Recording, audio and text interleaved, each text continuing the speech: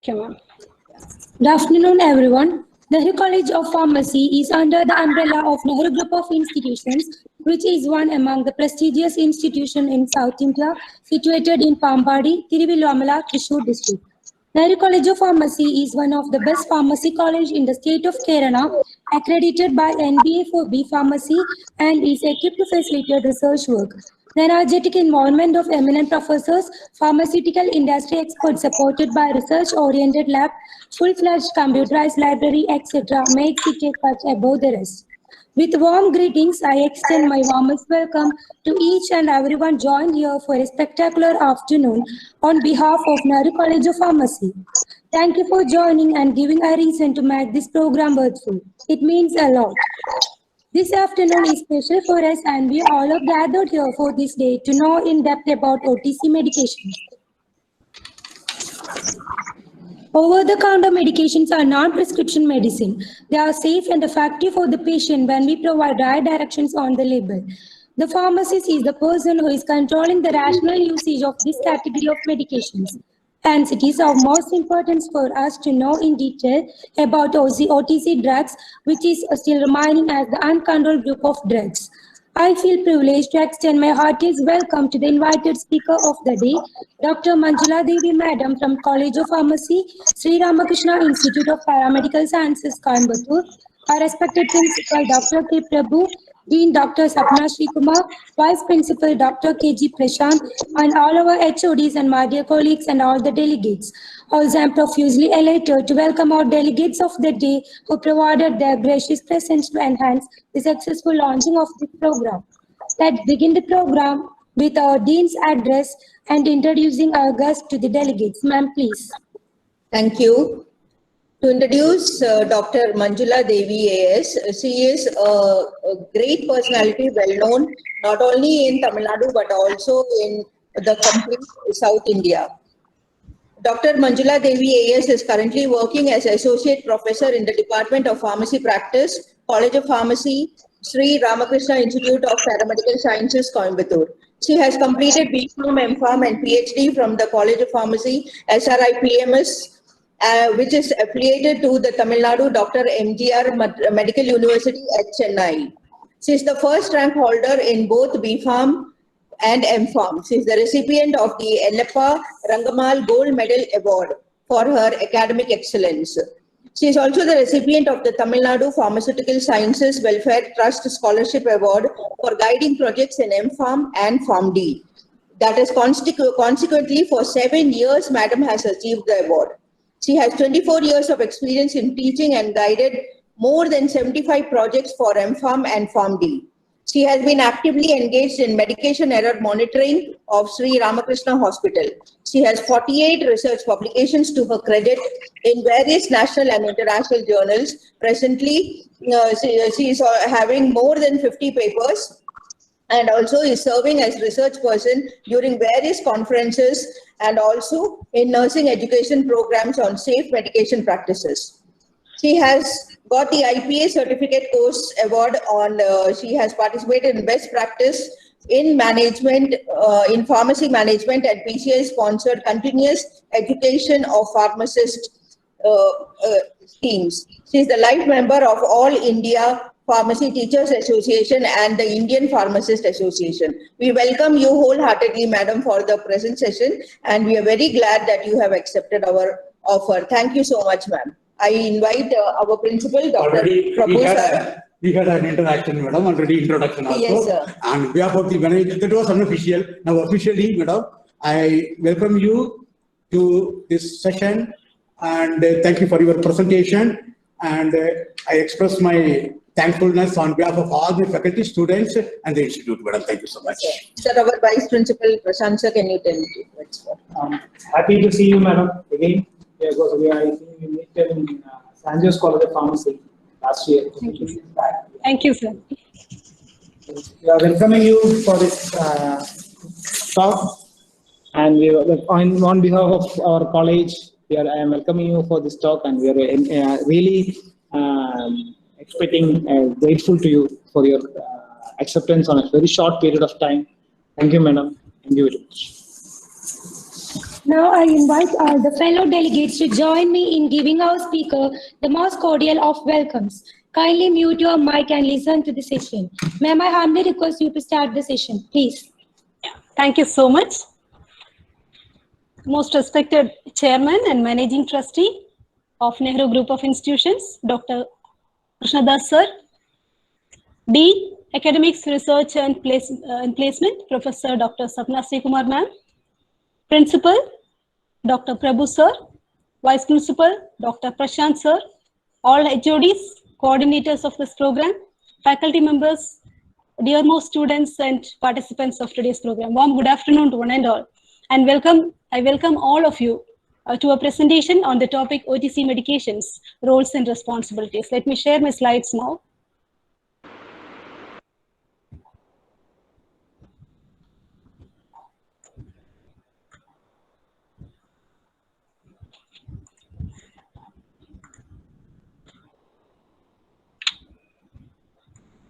Is my slide visible? Is the PPT visible? Yes, yes. Yes, madam. Yes.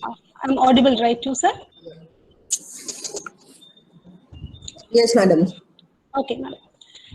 So, for us, today's topic is OTC medications, roles and responsibilities.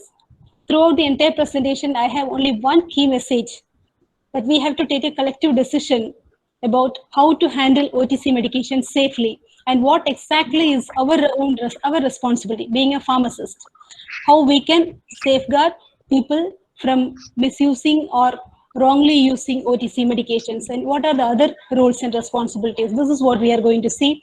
And throughout the session, we will have a discussion, and it is not going to be a monotonous, one-sided presentation. I request all students to actively participate in the discussion. Only then we can move forward and take a decision what to do next. So to begin with, throughout the presentation, I will be using either the term OTC or non-prescription medicines. As you all know, in India, we don't have a legal definition or term called as OTC so far now. OTC is a global term. It is a global term. But in India, we use the word non-prescription medicines. Why? Because we don't have a legal definition for OTC medications. But it is going to come soon. So what are these non-prescription medicines? Those medicines which do not fall under the category of Schedule H, H1 and X and also G can be given without the prescription of a pharmacist. This point all of us know already. Those medicines which do not fall under these categories of H, H1, X and G, that is prescription medicines. If they are not prescription medicines, they qualify to be a non-prescription or OTC medication. Now here in this PPTA, you can see only two main points. What are the reasons for purchasing non-prescription medicines and what are the possible consequences? So first let us think about what is the reason for purchasing? What are the reasons? With my experience, what I have understood so far is it is very economic and it is less time consuming. And people can access a pharmacy faster. As we all know, even we would have visited a medical shop a number of times more than the number of times we have visited a hospital for consulting a doctor. So it is accessibility, affordability, and time, money saving, or it is saving a lot of time. Apart from that, now there is a digital revolution. We all know, especially in India, we see a faster digital revolution. Even people of any category are able to use many apps, health-related apps, videos, and their health literacy is improving. Even in India, middle-class people are also, the number of people, especially in Kerala, if we say, number of middle-class people is also increasing. Their health literacy or health behavior, health-seeking behavior is changing. More going towards digital, especially during this pandemic season, we can know that. So the number of times they visit a community pharmacy is very high when compared to their visit to a hospital. So for several reasons, we purchase OTC medications. Even though there are these, the reasons are these, what we discussed now, there is an underlying cause why people purchase more OTC medications, because India is still a developing country. WHO has given a parameter called as universal, universal health coverage, UHC, universal health coverage. For our country, it is the coverage, that is essential health coverage, is only 56% still. Number of people are still in poverty. So that is the basic reason why we are going for, because if the UHC value, universal health coverage, is better, automatically we will get everybody will get essential services. But here it is only stage by stage improving up to 56%, and gradually it is improving.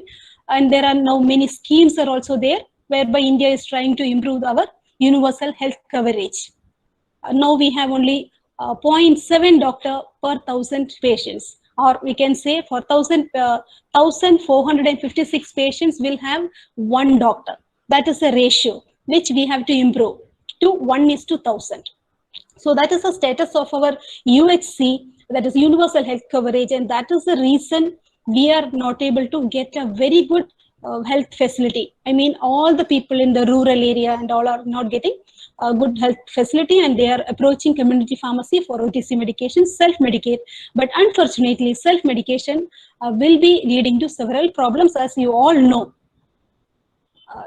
So most of the time it will be successful, it will cure the problem. But there are situations where there is a delay in the diagnosis of the disease of the patient. There is a delay in the proper correct diagnosis because of OTC medication and self-medication. And this delay can cause further expenditure, more expenditure, hospitalization of the patient. And because they have taken the OTC medication without confirming, maybe there is a possibility of severe drug-drug interaction or adverse drug reaction. And there are possibilities where patient will slowly fall into drug abuse also. So there are multiple issues surrounding OTC medication, and I feel more than prescription medication, it is time we have to think more about OTC medication safety. So if you have any, I have shown here one mic symbol, which means even you can in between, you can unmute if you want to say your experience, or you can chat in the chat box. After the presentation, I will come to the chat box. So I have given only very few titles here. Based on that, you also will have many experiences. Your experiences will become a lesson for each and everyone present in the session. So please keep typing in your chat box any particular experience which you have related to OTC medication, which we will discuss at last. Here, why we have to shift, or why we need to have a shift from normal way of handling OTC medication to a better service. Why? Because from 2015, we have new pharmacy practice regulation. If you look at 9.3 of pharmacy practice regulation, pharmacists should provide patient counseling. Okay, so the regulations have come. And also there is bioethics. Bioethics for healthcare professionals. What they say, healthcare professionals, including doctors, nurses, pharmacists, all healthcare professionals. So here we pharmacists are supposed to bear in mind the bioethics principle, that is Article 14 of UNESCO Principles of Bioethics, which says about social responsibility and health. Social responsibility and health. Here OTC goes only through us. There is no prescription. We are the responsible healthcare professionals here. So we have to remember in mind about Article 18, social responsibility and health of bioethics principles for healthcare professionals. There is one more principle, respect for human vulnerability and personal integrity. Why this is important here? Because OTC medications cause number of problems, especially for vulnerable patients, like aged patients, very aged patients, or small children, pregnant and lactating women, or patients with organ dysfunction. All these are our vulnerable population.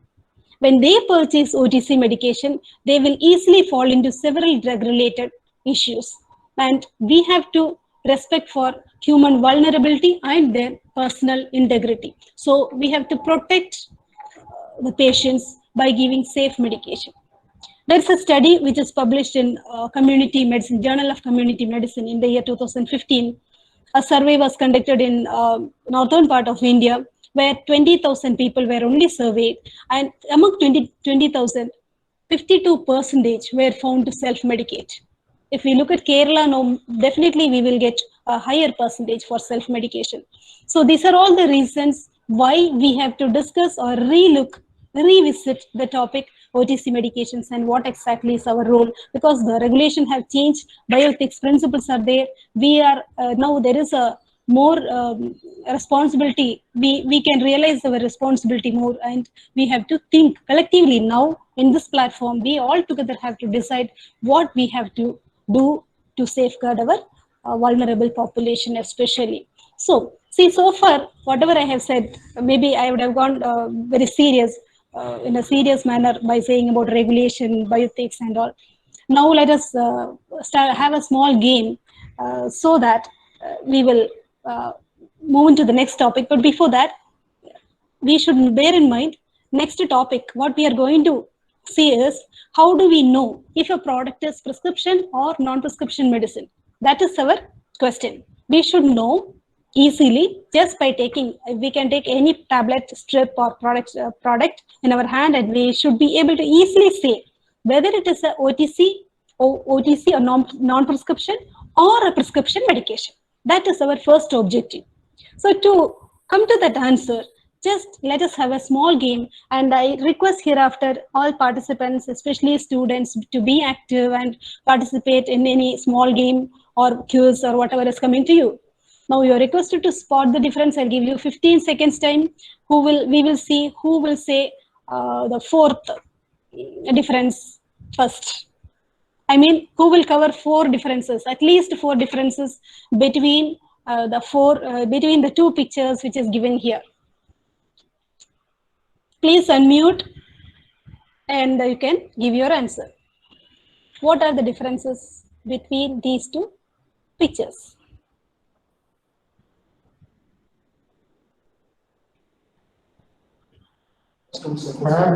In hair, shoe.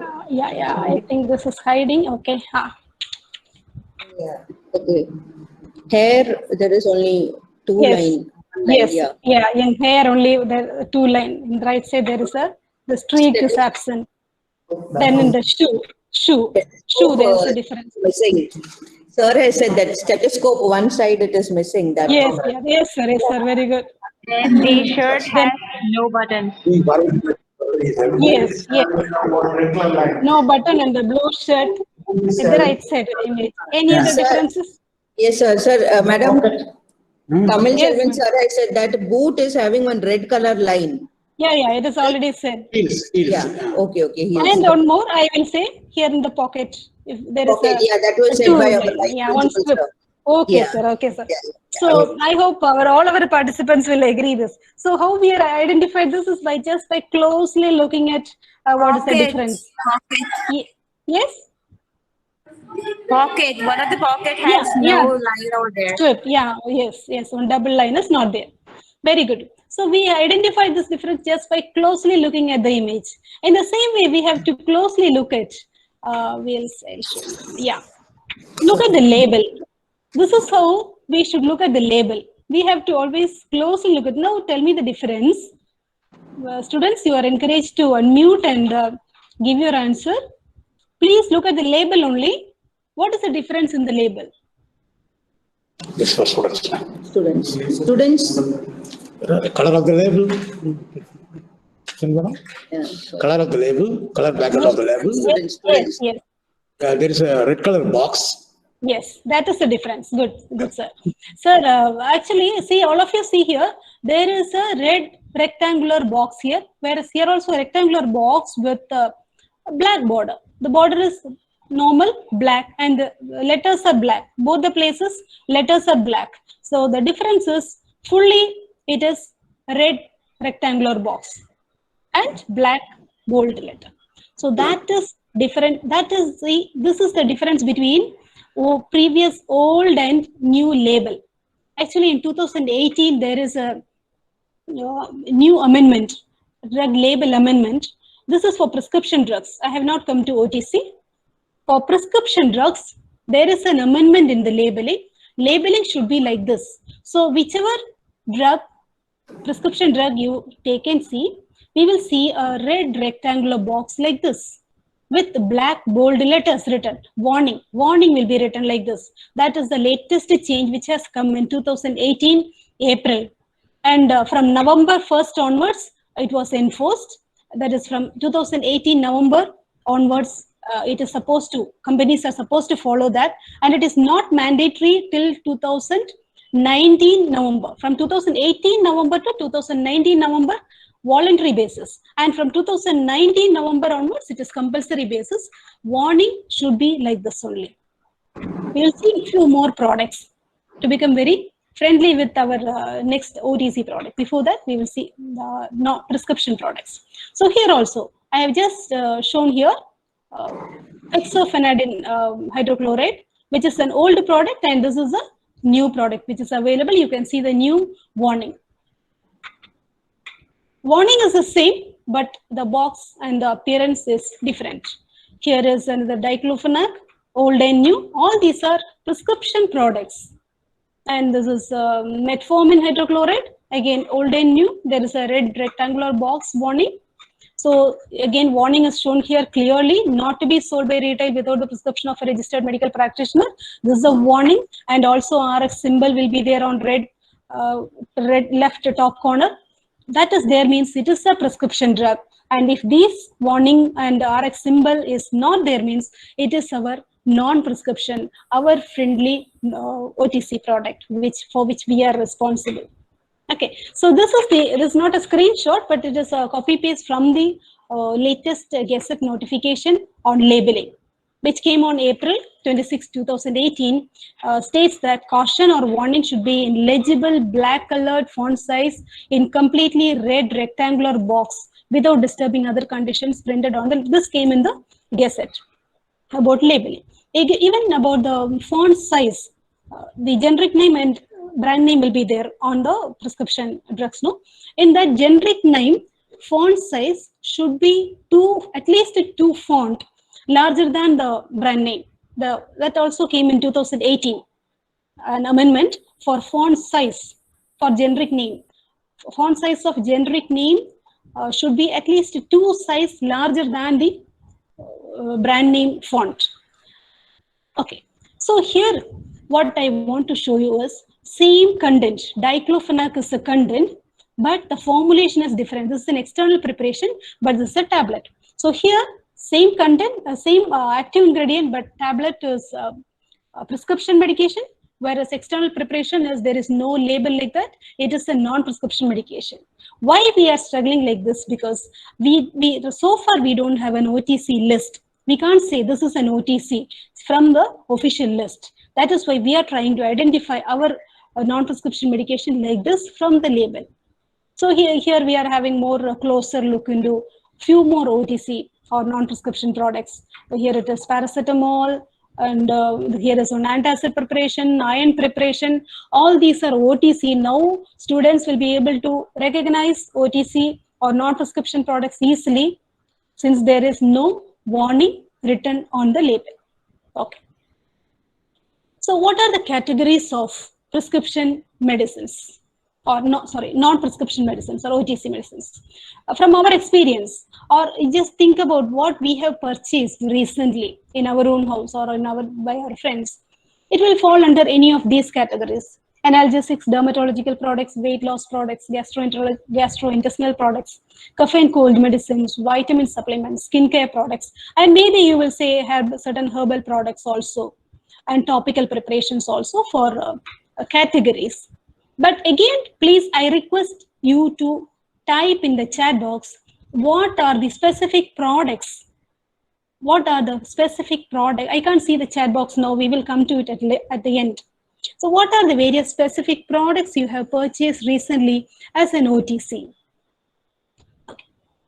Now, the question is whether do we have an official list for OTC drugs? So far, no, in India, but soon we are going to have. That's a good news for us, because see, in other countries, it is there, and we are also going to have. How it is there means in USA, UK, or other European countries, how you see is category 1, category 2, OTC medicines itself. In USA, there are 80 classes. 80 classes of OTC medicines. And that means 80 categories of OTC medicines with 1 lakh products. And it is listed out. Category 1 medicines are there, category 2 medicines are there. Or pharmacist only, some other countries it is named as pharmacist only medicines, general sales medicines. Within OTC category itself, there are subdivisions, which we are also going to have. Our drugs, DCC, Drugs Consultative Committee, is in discussion, and this has come in 2019. They are in serious discussion in categorizing the medication, and soon I hope we can also have an official list for OTC medications. So, just because we don't have an official list, let us not wait for a list, and let us not waste our time in waiting for a list. What we need now is we have to have a local list for our own place, in our own pharmacies nearby. What are the various OTC medications? Only then we can go to the next level. So it is high time we have to have a list of non-prescription products in your practice settings. Wherever you're practicing, please try to identify the this is how, from the label only now we can identify non-prescription medicines. And now next is about mindset changing, how we should transform. See, whenever we purchase OTC medication, what is happening in our country now is we get a small piece of information through a small opening in the counter, and the patients leave the counter with a lack of satisfaction. Maybe patient is busy, so they will not expect much, but there are patients who expect complete information, complete review from the pharmacist. Recently, I purchased a tablet called Mucinex, and that was for my father, who was already a cardiac patient. So I was expecting the pharmacist to review the prescription, because whenever there is a OTC medication purchase, we expect the pharmacist to compare, study the prescription, what the patient is already taking, especially when the OTC is purchased for a vulnerable patient, like an aged patient or very small child. It is our duty of pharmacists, but this transformation has to happen. And if we are not starting to do that, then it will go on like this only. So the first stepping stone is preparation of a OTC drug list or non-prescription drug list in our own practice settings. Then transform our mindset. Maybe this can happen, this should happen, dispensing should happen, but good dispensing pharmacy, good dispensing practice will happen only when the pharmacist is identifying a place, sitting with the patient, and counseling the patient. Otherwise, we call this process, the small information which is given through the window of the pharmacy is just a point of sale message. Point of sale message. When we purchase maybe when we purchase a new saree, information is the point of sale message is first wash, dry clean. So like that, one point of message we get for OTC medication, that is not at all sufficient. We have to transfer it to professional patient counseling service, for which we are responsible to prepare all our community pharmacists. How we will do that we will see in the coming slides.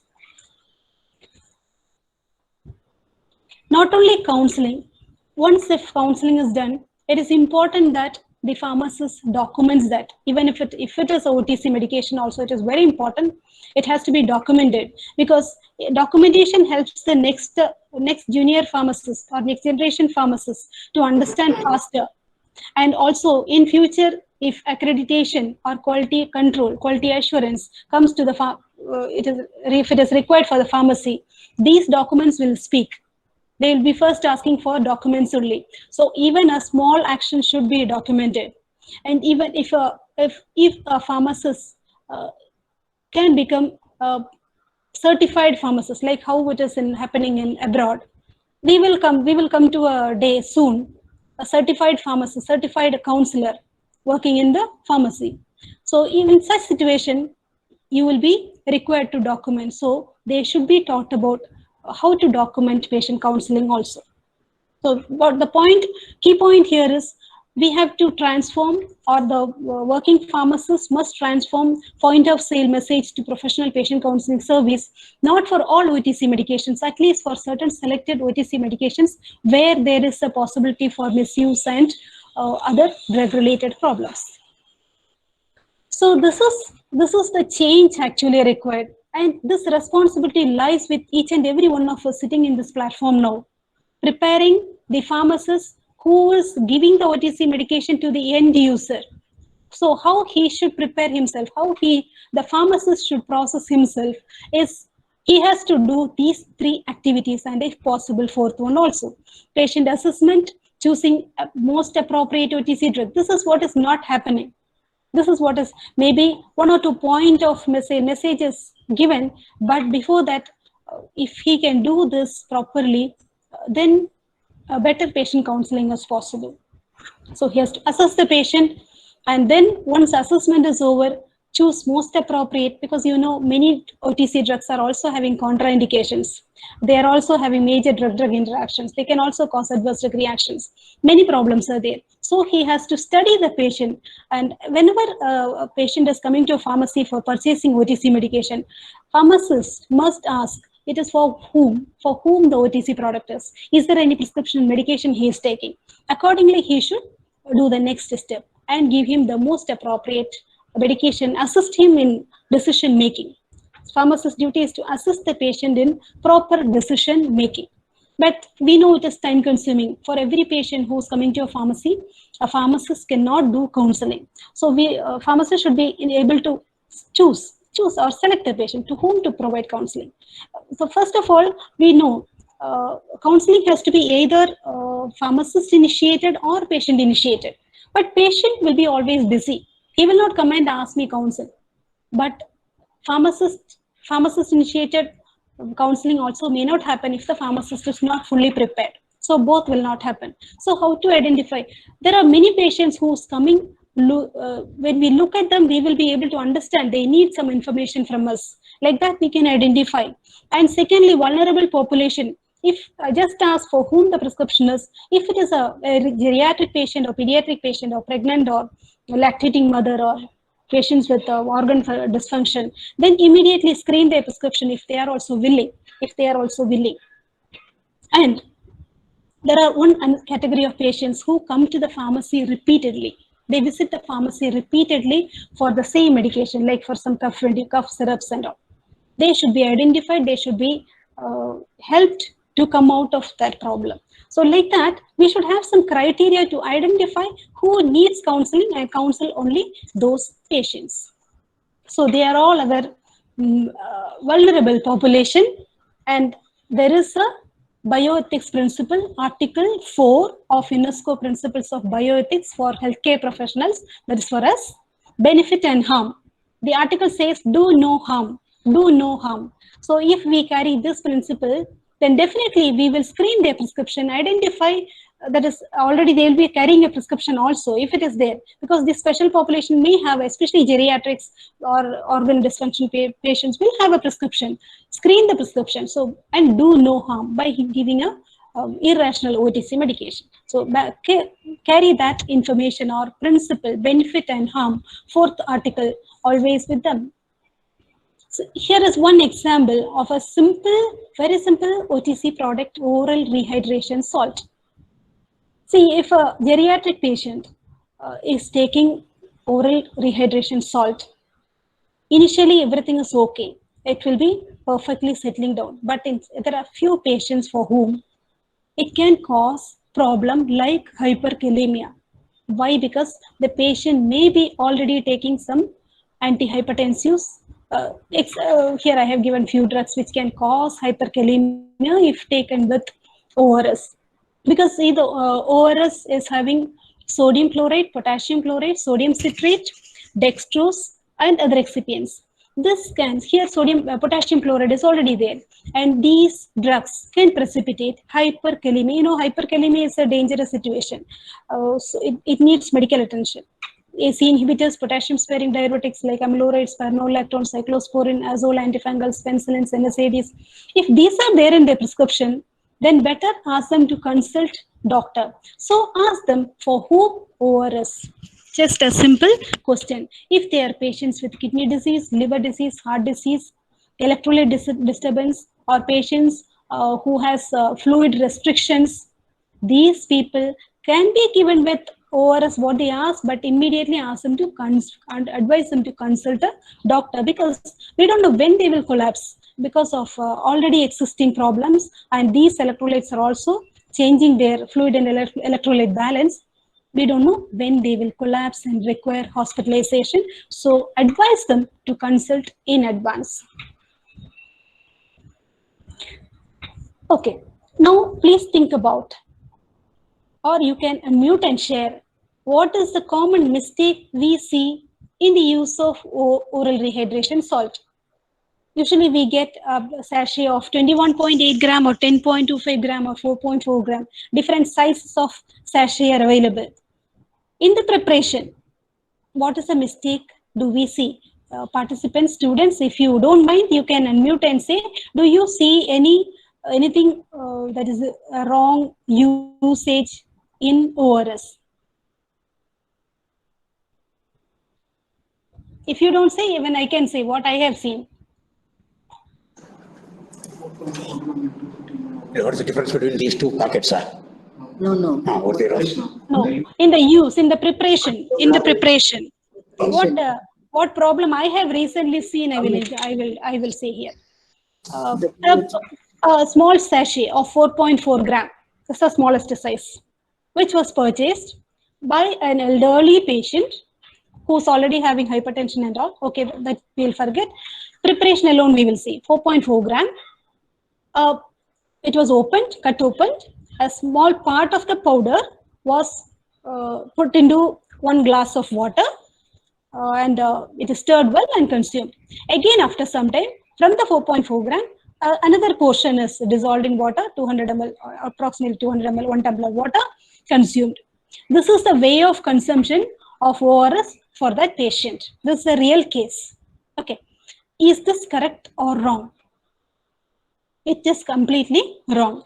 A 4.4 gram should be dissolved in 200 ml water. 10.25 gram sachet should be dissolved in 500 ml water. And 21.8 gram should be dissolved in 1 liter water. So that preparation nobody will follow exactly, especially when they are sick. They are very sick.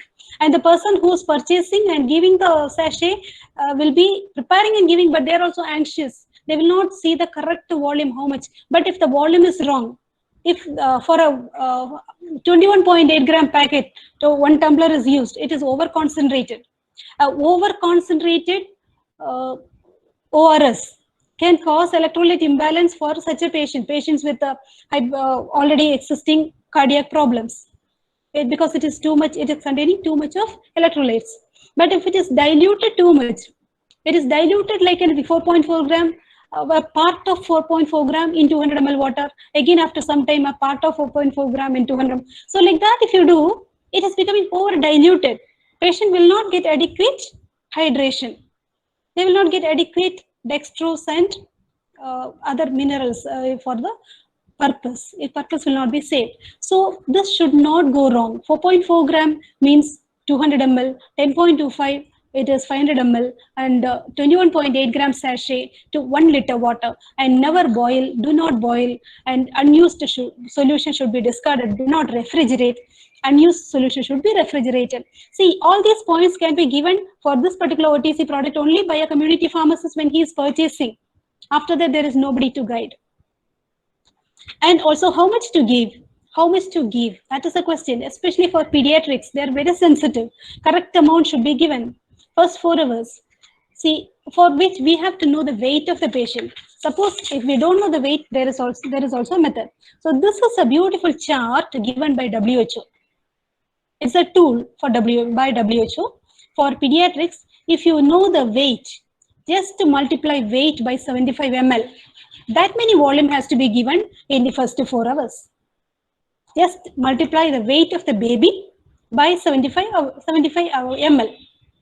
But if you don't know the weight, one who is coming to purchase ORS is not knowing the weight of the child, then this approximation, age and amount is also there. So this is a tool given by WHO to easily identify, to easily calculate how many ml of ORS has to be given. So these are our systematic counseling. But this is the point what I want to inform all the student participants. Whenever you prepare counseling points, don't give 1 or 2 points. For that particular product, how many points are required? Structured counseling points has to be prepared. Structured, well-organized form. In a structured form, counseling points should be prepared, and then if we educate, it will be working out. So if it is ORS, this is the structured counseling point. How to prepare, how much to give, and do not boil, discard after 24 hours, do not refrigerate, store in room temperature. When to stop giving when the vomiting or diarrhea stops.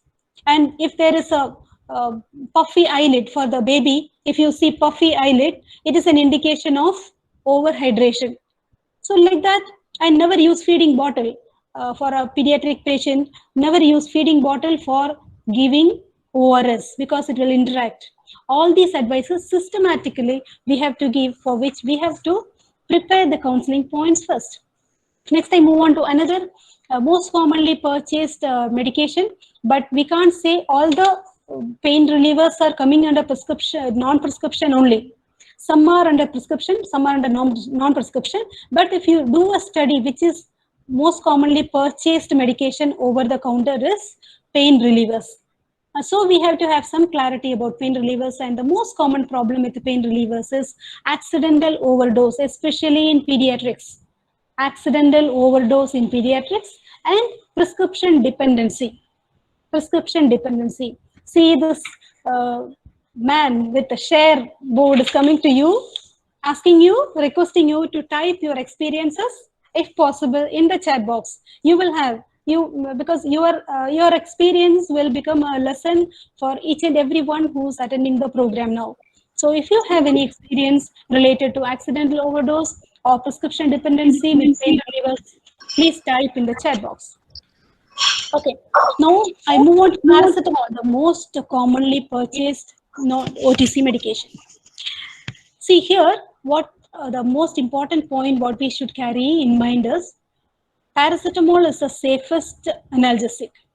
It is especially for elderly. As the age advances, NSAIDs are not very suitable, but paracetamol is safe, very safe, unless otherwise the patient is having any liver problem, unless otherwise the patient is an alcoholic patient. So if these two conditions are there, don't recommend. If the patient is alcoholic, chronic alcoholism, or liver problems are there, very dangerous. OTC, paracetamol is not safe. Otherwise, it is very safe. So remember, it can have an effect on liver. If liver is safe, we can have a safe dose of paracetamol. And long-term use, for a long-term use, it can affect liver, or it can also gradually reduce the blood flow to the kidney. It can constrict the blood vessels to the kidney and cause kidney problem. But mainly paracetamol, remember about liver. And pediatrics, the problem is accidental overdosing. Parents are very anxious when they purchase the syrup and go back to home. Somehow they tend to administer the medication. They will not be very much bothered about how much to give for their baby. Accidental overdosing happens, and moreover, in more than 600 OTC products, paracetamol is present.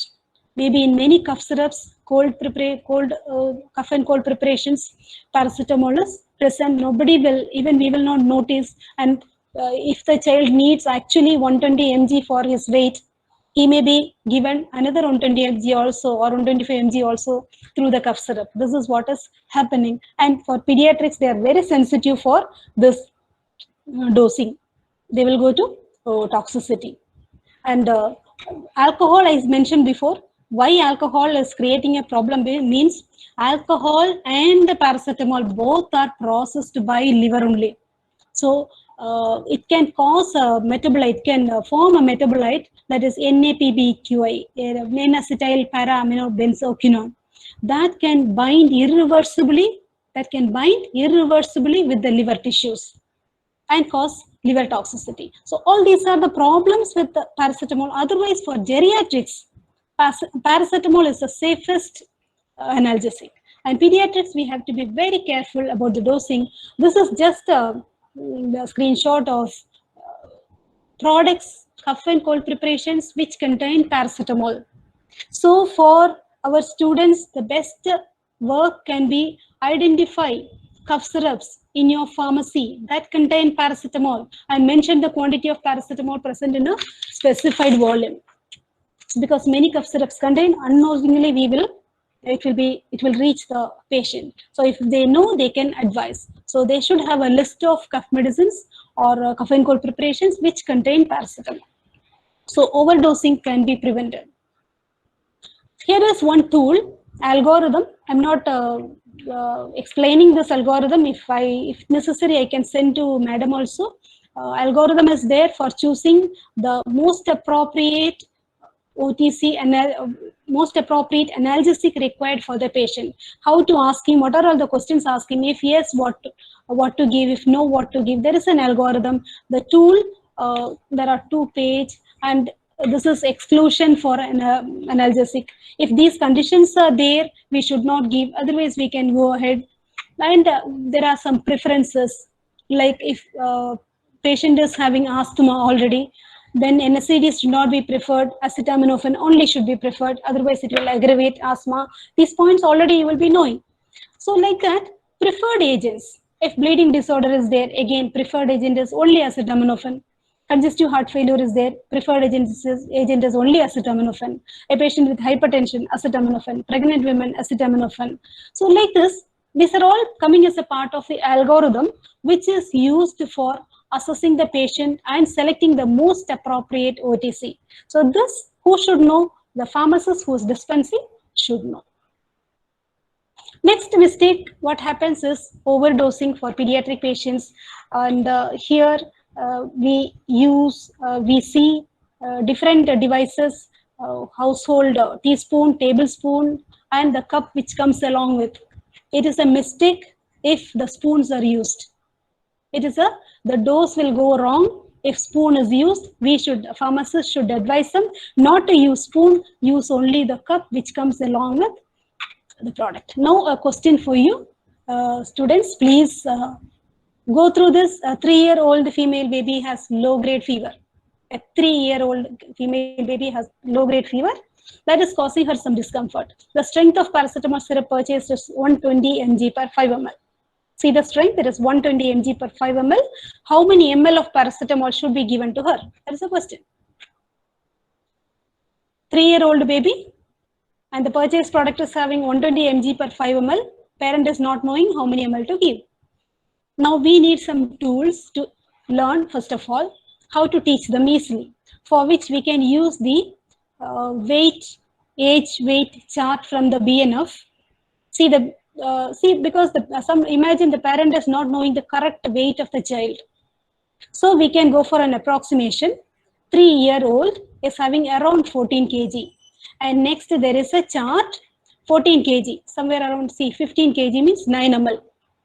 So like this we can find out. We should know this one. If a parent doesn't know patient's exact weight, then we can use this chart to find out what will be the weight for the age, and then we can find out from the dosing chart which is given in the formulation. And in India, we see different types of labels for paracetamol. Here we see weight-based.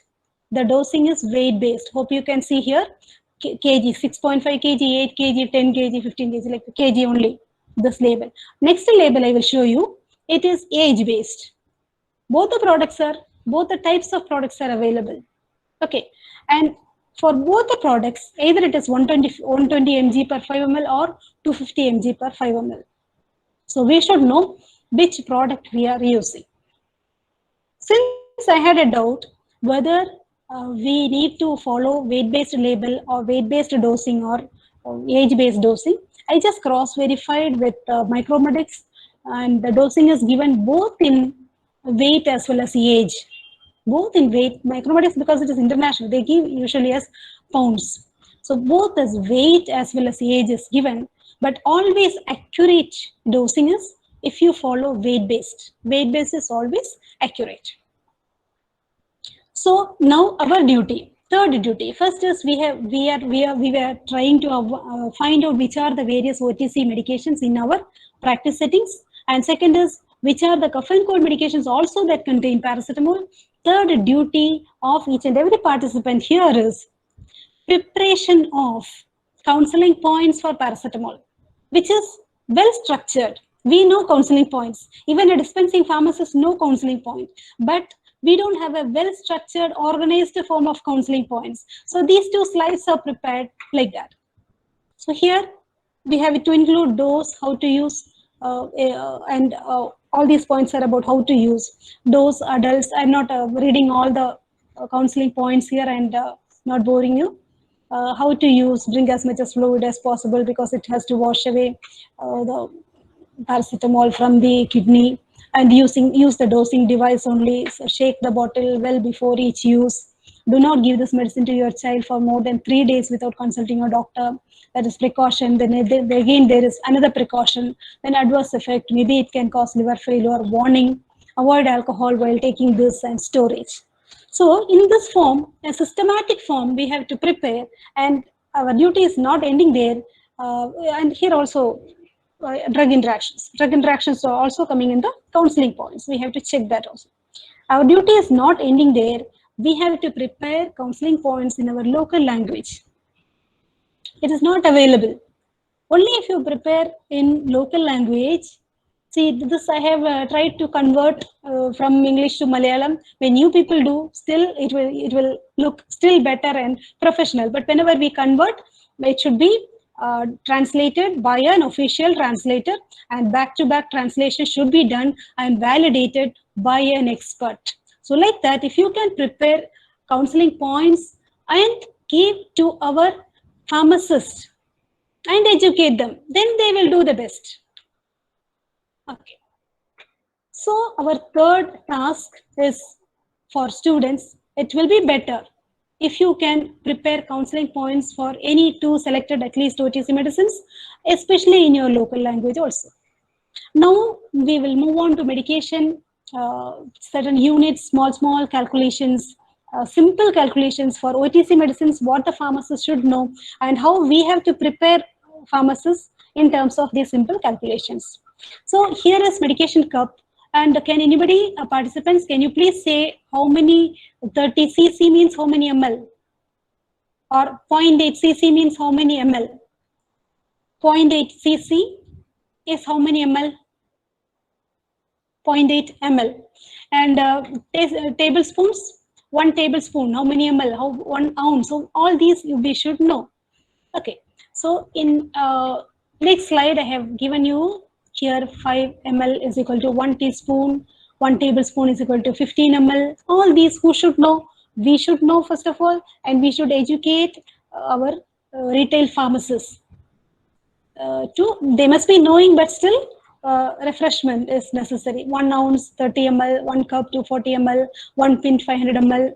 So all these calculations are necessary. And next, one small quiz is coming to you. You have to, student participants, you have to unmute and say what is the answer for.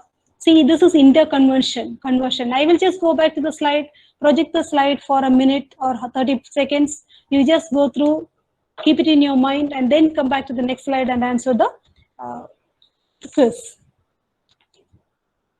5 ml, 1 teaspoon, 15 ml, 1 tablespoon, 30 ml, 1 ounce, 1 cup, 240 ml, 1 pint, 500 ml, 1 quart, 1000 ml, then pounds, 2.2 pounds, 1 kg, and 1 inch, 2.5 centimeter. So it is better if you can answer now. Now hope you are remembering. Now go to the next slide. Any of you please mute and give the answer fast. 1 tablespoon is equal to 15 ml. That is equal to how many teaspoons? 1 tablespoon equal to 15 ml. That is equal to how many teaspoons? This interconvention should be fast. We should be it is not that we should be knowing the calculation, but we should also be fast in doing the calculation. So let us see who will answer first. 1 tablespoon, 15 ml is equal to how many teaspoons? Any answer? Otherwise, the answer is coming to you. Yeah. Okay. Okay, 1 ounce equal to 6 teaspoons equal to 30 ml. We know 1 ounce equal to 30 ml is equal to how many tablespoons? 2. 2. 1 cup. Okay, 1 cup is equal to 8 ounce equal to 16 tablespoons equal to 240 ml. Now 1 pint is equal to 500 ml is equal to 16 ounce equal to how many cups? 2 cups. So like this, we should be able to do these calculations fast, and then we should be able to train them also. Simple calculations, simple conversions. Now let's think about ibuprofen, which is not an OTC. It is not coming under non-prescription purely, but these types of painkillers are flowing through the counters. So we have to know something about them. Mainly 3 points. NSAIDs means 3 points we have to carry in our mind for long-term use. It can cause GI ulcers and bleeding, GI ulcers and bleeding, then kidney problem, fluid retention. Mainly fluid retention. If we use NSAIDs for a long term, even a single use can cause fluid retention, edema on the face and body. So fluid retention, GI perforation and kidney damage. Especially for elders, it is very dangerous to take NSAIDs. And it is also contraindicated in patients experience asthma, urticaria, allergies. For these people, it is not ideal. So we have to carry these main 3 points and ask the patient when they are purchasing when they are coming to purchase ibuprofen. So here is the systematic counseling points, well-structured counseling points for ibuprofen. So like this, for every non-prescription medication, we have to prepare well-organized counseling points in English and local language. So here is the interactions with alcohol, antihypertensives, anticoagulants, antidepressants. They give major interactions. Now coming to another category, cough and cold medicines, which we don't think much about. Whenever there is cough, we also go and ask for cough medicine. We don't think whether it is a antitussive or mucolytic or expectorant. We have to have a clarity. We have to have a closer look to antitussives, mucolytics, and expectorants. Antitussives. See, we see in the picture 3 different people you can see. Antitussives, just soothing the airway. It is for dry cough. Non-productive dry cough means antitussives should be used. If the sputum is hard, it is unable to come out, patient is struggling to take it out, then mucolytics, because mucus will have sulfide bond that has to be broken by the mucolytic, so that is to be used. And if the sputum has to come out, then some irritation to the mucous membrane is necessary, so expectorant is given. So these are the this is antitussives. Codeine, hydrochloride, dimenhydramine, DXM are antitussives, whereas bromhexin, ambroxols, acetylcysteine and carbocysteine are mucolytics, and these are sodium and potassium citrate, ammonium chloride, all these are expectorants. So we should know which one to select and which one is having more alcohol, who should avoid alcohol, more of alcohol containing expectorant and cough and cold preparations, all those things, and sugar, all those things we should have a clarity in selecting ideal cough and cold medication. And when it comes to about this topic, we have to think about DXM. We have to have a close look and close awareness about dextromethorphan, which is an antitussive, which is a dissociative drug also. That means in different dose. See, we have to be aware that giving DXM containing cough and cold preparation for pediatrics in a normal dose is very safe, nothing to worry. But the problem comes only when the dose is exceeding. doses exceeding the limit. It behaves like a different drug in different dose. In a normal dose, it is an antitussive, so it will suppress the allergy. It will start working within 30 minutes, and it will prolong its effect up to 6 hours also. But when the dose is exceeding, its behavior will change. It will start behaving like a stimulant, and it will give euphoria and hallucinations. There are different 4 plateau levels for a person who's abusing. Different plateau levels of high is there, and in the highest form, they experience not only these hallucinations and detached feeling. They will have a detached feeling from the world reality. They will have a detached feeling, and they'll feel so happy or so sad. They will not have any control over their body. But at the same time, it is so dangerous. It will dangerously elevate the heart rate, and it will damage kidney. It will damage the liver. So, and it will cause loss of vision, reduction in vision, memory loss. There are so many problems.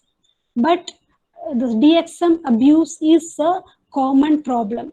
So if a pharmacist identify a person coming for purchasing cough medicine repeatedly, such people should be helped to come out of it. That should be the right attitude of the pharmacist. They should be helped to come out of the problem. Pseudoephedrine is another anti-allergic form, which is very good to reduce the allergy. It will cause all the swollen mucus to come back to normal. Swollen mucus, when there is allergy to dust or smoke or cold climate, there is a mucus, swollen mucus is there. That will come back very fast to normal. It will shrink, and it will don't cause any sedation. There is no sedation. Pseudoephedrine will not cause sedation. But the problem is, it is a stimulant. It is a stimulant. So patient will have a tendency to buy it again and again. So that is the problem. So with cough and cold medicine, only 2 key messages. One is which one to choose, whether to go for an expectorant or mucolytic or antitussive, which one to choose. Second problem is drug abuse. Many people are dependent already. They can't even sleep without a cough and cold medication. So that we have to identify and help them. So these are all some symptoms of people who are abusing cough and cold medication. They will not be clean. We can easily identify them, and memory problems, slurred speech, all these problems will be there. So next, one more category is vitamin D, our sunshine vitamin. When sunlight hits on our body itself, cholesterol will get converted into vitamin D. But unfortunately, there is a trend in India. If we see the lab test which is done in highest number, this test also will come in one of those category. It is the test which is very frequently done nowadays. You can see a multivitamin therapy now. Mega vitamin therapy is going on, especially during this COVID pandemic. Mega vitamin therapy is going on. So when vitamin D, it is a fat soluble vitamin. When it is taken too much, what happens? Kidney damage. Why? Because see, we know the normal function is calcium absorption, immune function, protecting bone, muscle, heart, and all, very essential for our body. But too much of vitamin D, when the vitamin D level goes above 150 nanogram per ml, then there is vitamin D toxicity, hypervitaminosis. There is a possibility of kidney damage because of too much of calcium in the blood. Calcium absorption increases, and this too much of calcium will go and bind with the kidney, causing kidney damage. So too much of vitamin D is dangerous. Even it causes liver damage and hypercalcemia, and bone will also become brittle because of too much of calcium. Okay. So we have to advise people, if they are purchasing repeatedly, to go for walk in the daytime, ideally 7 to 9 a.m. or up to 7 to 10 a.m. also, and evening after 4 p.m. That has to be advised. And one more product I thought I will discuss here is iron preparation, and I have a very important experience recently. You see, usually we see all the iron products as ferrous fumarate or in many salt form. Among that, we also see ferrous ascorbate. Ferrous ascorbate. Recently, I have seen a patient who was prescribed, it came as a prescription medicine only. Ferrous ascorbate was prescribed. Patient consumed it is only for 5 days. Ferrous ascorbate was consumed only for 5 days. There is a chemistry behind it. We know, no, ascorbic acid, vitamin C and iron, if it is combined together, absorption of iron will improve. So here manufacturer have prepared it in that form and ferrous ascorbate so that the bioavailability of, it is given in the leaflet itself, bioavailability will improve. More than 80% bioavailability will be there. Otherwise, normally bioavailability is very less for all iron preparations. So because iron bioavailability was more, what happened when the patient consumed for 5 days iron ascorbate? 5th day onwards, she was unable to eat and severe stomach pain. When she was hospitalized and scan was taken, there is bleeding inside a portal vein, Okay, so this is the problem. It can cause iron toxicity, and especially if they are not consuming adequate food. So that point has to be informed by the pharmacist to the patient who is purchasing an OTC iron product. They should consume always only after consuming adequate quantity of food and take with more water. Otherwise, iron preparations will cause problem, and especially if they go for iron ascorbate like problem, there is an ascorbate like formulation, there is a problem of increased bioavailability. We can't use the term bioavailability to them, but they should be watchful. So adverse effects are abdominal pain, constipation, nausea, stomach upset, vomiting, GI hemorrhage. And this is the last, external applications. We know many external applications are coming under OTC or non-prescription medications, and many are photostable also at the same time. So how to store them is very important. And there are few harmful external applications also. Here I have included isotretinoin gel, which is very, very harmful. Even external application is a teratogen. Even external application is a teratogen. It can cause this type of protruded head for the baby, and see the ear is not in position. Many problems, heart, parathyroid hormone, everywhere problems, malformation. So what I want to say here is, not all medications require a very systematic, serious counseling point preparation.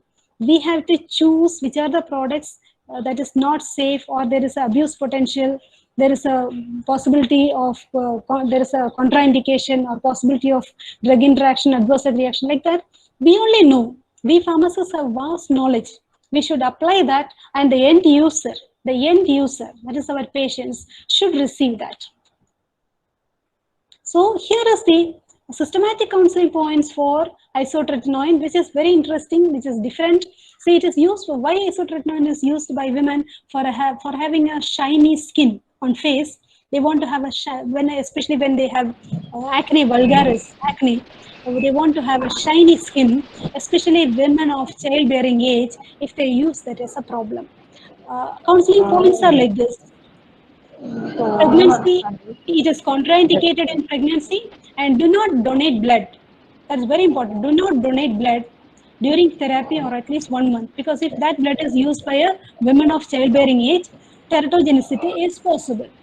So like this, we have to, but see, it can also cause decreased HDL level, hypertriglyceridemia, serum cholesterol can be raised, alopecia, several problems are there. So the point here is selecting the drug for preparing counseling points is very important, and then educating the pharmacists, retail pharmacist is also very important. That is our duty.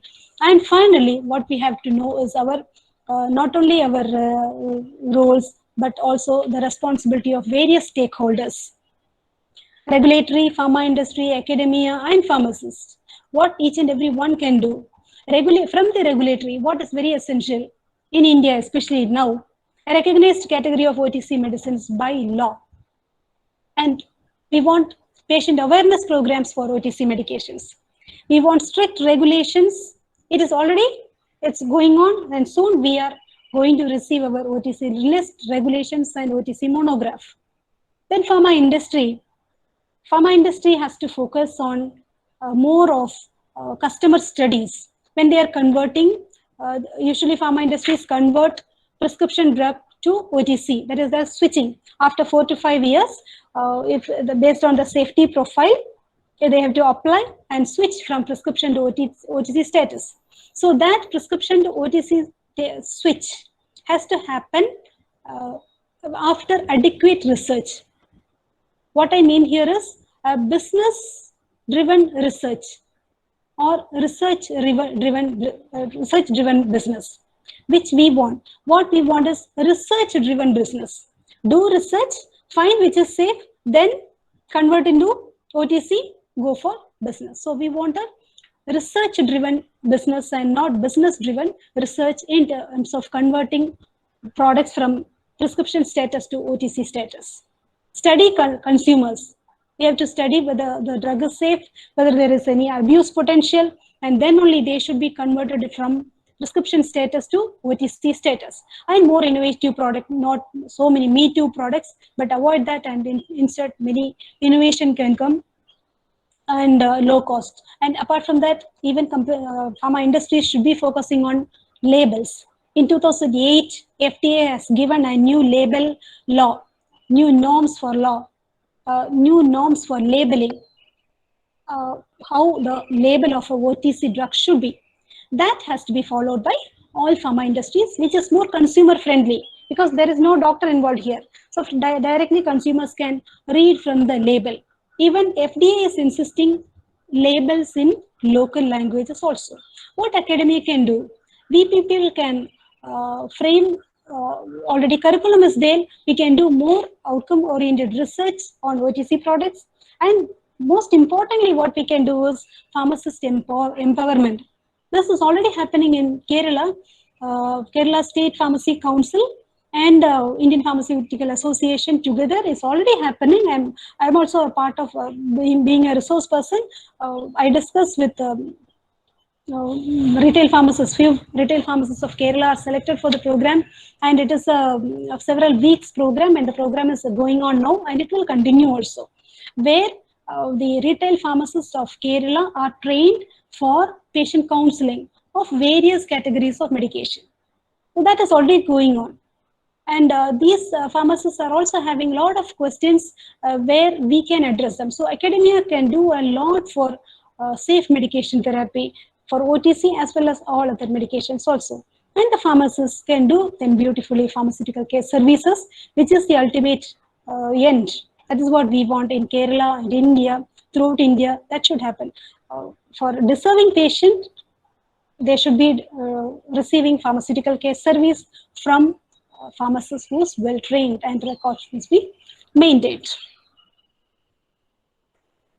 So this is the need of the hour. This is what we all, although all those who are in this platform and everybody throughout India, what we need urgently is a recognized category of OTC medication by law and regulation for classification, distribution, and sale of OTC medicines, continuous professional development programs and patient awareness programs on OTC medicines and self-medication.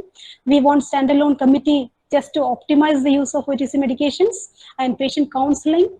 Practically, it should happen in our pharmacies. And we can update. How to update?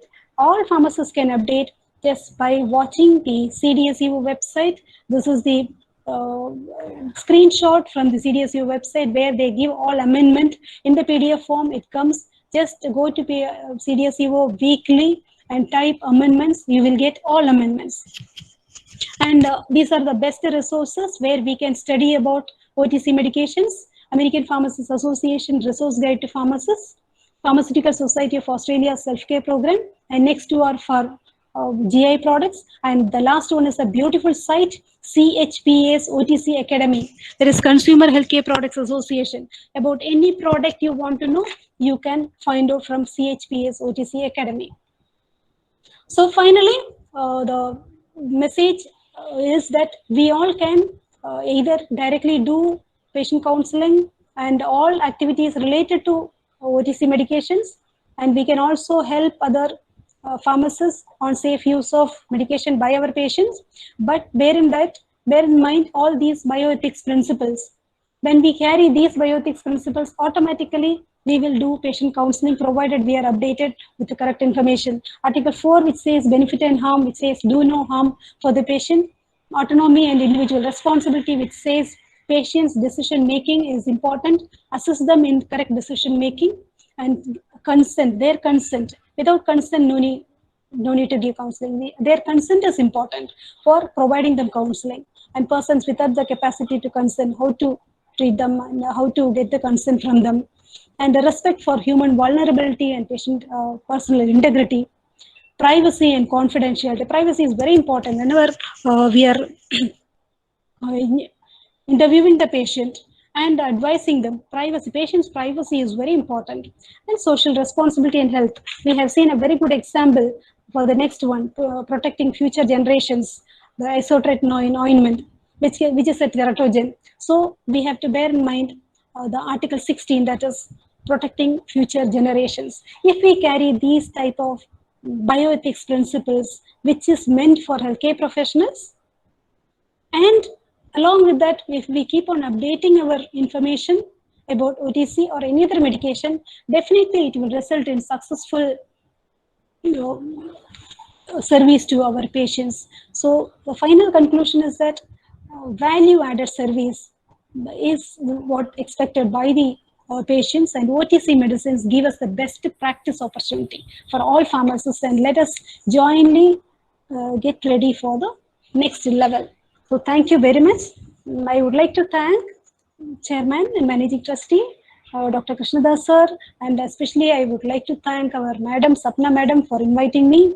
Thank you, Dr. Prabhu sir, and each and every participant for patient listening and for giving me this opportunity. Thank you, ma'am.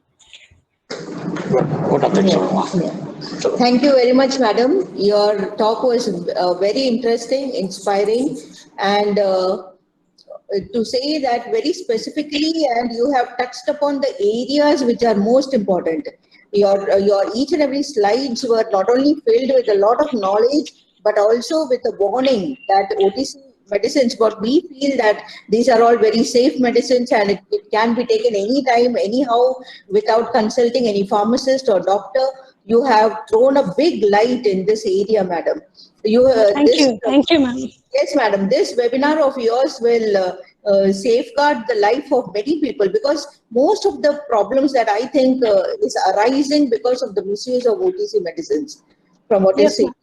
Madam, can you highlight upon the use of ranitidine? It seems that ranitidine also now is causing problems like kidney failure, and recently there was an article that it is to be banned.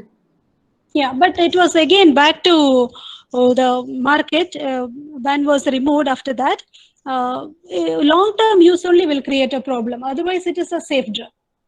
But when they use long-term, it can cause.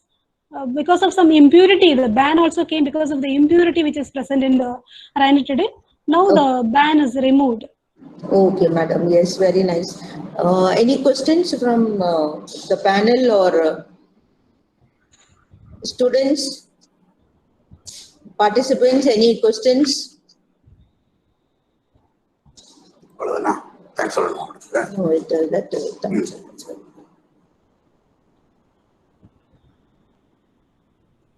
yeah, so Go to the chat box and see that. yeah, in chat box you can see if there are any questions coming up.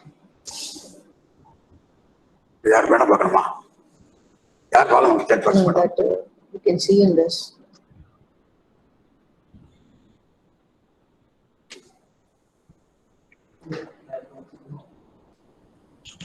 Okay, so I would request our HOD of PharmD and Pharmacy Practice Department to kindly give the vote of thanks. Dr. Tamil Selvan sir. Thank you, ma'am. First off, thank you very much.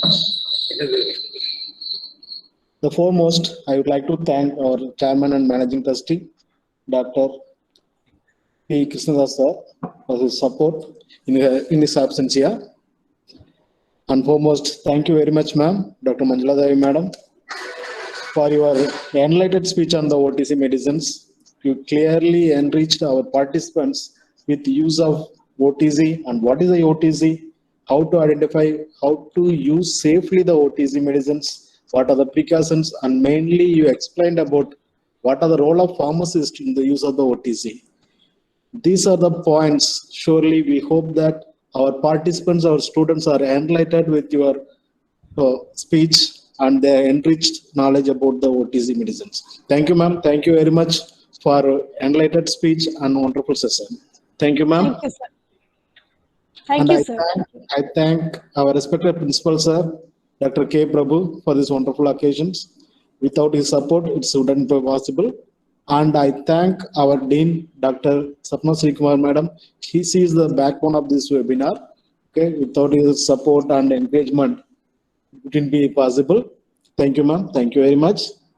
And I thank our VP, sir, for his support throughout the session. Thank you, sir. Thank you very much. And I thank one of the important person in our webinar session. All the webinars, she is hosting the session, Mrs. Rajasri, for his wonderful hosting. And I thank all the HODs, faculty members, and IT team for their excellent support on visual and audio aids. Thank you. Thank you very much. At last, I thank all the participants from various district of Kerala and states. And my dear student, thank you very much for your active participation. Thank you. Thank you very much. I also take this opportunity to thank my very highly respected principal of Sri Ramakrishna Institute of Paramedical Sciences, Dr. T.K. Ravi, under whose guidance we all have come up. And I'm so glad, Madam Manjula, Madam, to see you have reached such huge level. So I take this opportunity to thank Dr. T.K. Ravi, sir, also, Sriram, sir, the HOD of the department, Rajalingam, sir, and yourself.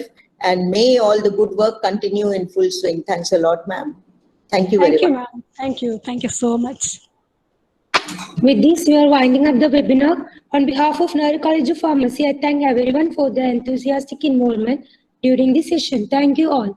Kindly fill the feedback form to receive your e-certificates. The feedback form is given in the chat box.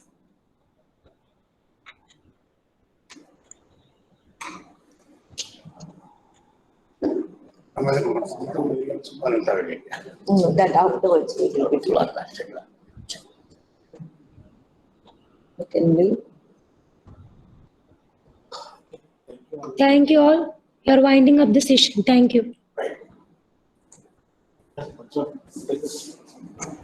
Okay, Manju madam, you're at Can I home? leave, ma'am? Yeah. Yeah, you're at home or you're in college now? No, I am in college. Yeah, okay. Thank you, ma'am. Bye. Yeah. Thank you, madam. Thank you so much, ma'am. You know, 1.5 engineers.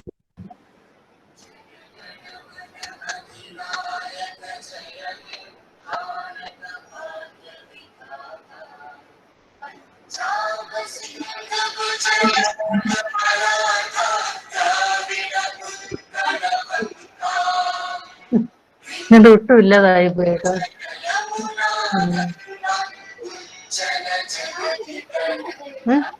അല്ല, ഒരു seminar pharmacy തന്നെ മതി.